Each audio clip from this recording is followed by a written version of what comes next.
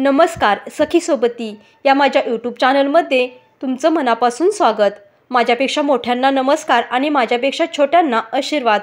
या चॅनलवरती तुम्ही नवीन असाल आणि स्वामी भक्त असाल तर चॅनलला सबस्क्राइब करा आणि कमेंटमध्ये श्री स्वामी समर्थ लिहायला विसरू नका। स्वामींच्या कृपेने तुमच्या सर्व इच्छा मनोकामना पूर्ण व्हाव्यात ही स्वामीचरणी प्रार्थना करते आणि आजच्या या व्हिडिओला सुरुवात करूया। आपल्या स्वभावानुसार प्रत्येकाला कोणत्या ना कोणत्या तऱ्हेने भगवंताची ओळख करून घेता येईल। मारुतीने दास्यत्वाने भक्ती केली, दशरथाने पुत्राप्रमाणे देवाला मानले। भगवंत माझा कसा होईल याचा आपण विचार करावा। भगवंताच्या प्राप्तीसाठी भक्ती हे सर्वात श्रेष्ठ साधन सांगितले आहे। मनुष्य जे जे प्रेम व्यसनात लावतो ते प्रेम भगवंताकडे लावले तर सर्व काम होते। हट्टी आणि व्यसनी माणसे एक प्रकारे चांगली, त्यांचे मन त्यांना सांगत असते की व्यसनापायी आपल्या मुलाबाळांचेही नुकसान होते, पण आपले व्यसन ते हट्टाने सोडत नाहीत। हाच हट्ट किंवा निश्चय भगवंताकडे लावला की परमार्थ झाला। माझे गुण दोष मी देवाला वाहिले की अर्पण भक्ती होते। आपण देवाची भक्ती करतो, परंतु भक्तीत खरे प्रेम येत नाही। याचे कारण म्हणजे आपली दृष्टी चारी दिशांना फाकलेली असते। ती प्रथम एकाग्र करावी, थोडे करावे पण एकाकार होऊन करावे। परमार्थ कंटाळवाणे प्रमाणे करू नये। आपल्या भावनेला व्यक्त व्हायला योग्य दिशा कशी मिळेल इकडे लक्ष द्यावे।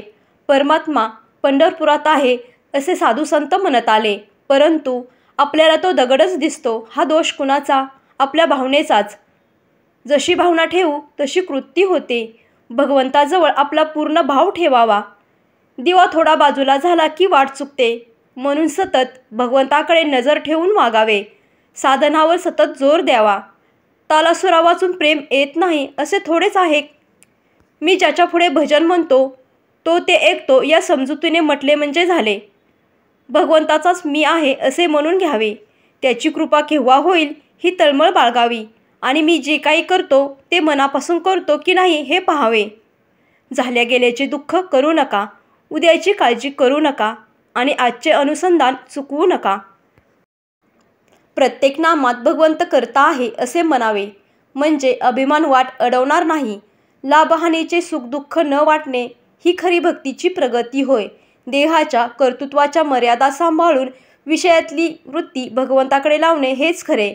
जो अत्यंत स्वार्थी आहे, तसेच जो माझ्या सुखाकरिता सर्व जग आहे ही बुद्धी ठेवतो तो मनुष्य अभिमानी समजावा।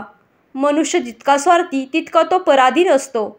5 जणांपासून सुख मिळवण्याचा मार्ग म्हणजे परपंच आणि एकापासून सुख मिळवण्याचा मार्ग म्हणजे परमार्थ होय। भगवंत आहे या भावनेपासून साधकाने सुरुवात करावी आणि भगवंत आहेच या भावनेमध्ये समाप्ती करावी। व्हिडिओ आवडला असेल तर व्हिडिओला लाईक करा, शेअर करा आणि चॅनलला सबस्क्राईब करा। धन्यवाद। श्री स्वामी समर्थ। जय जय स्वामी समर्थ।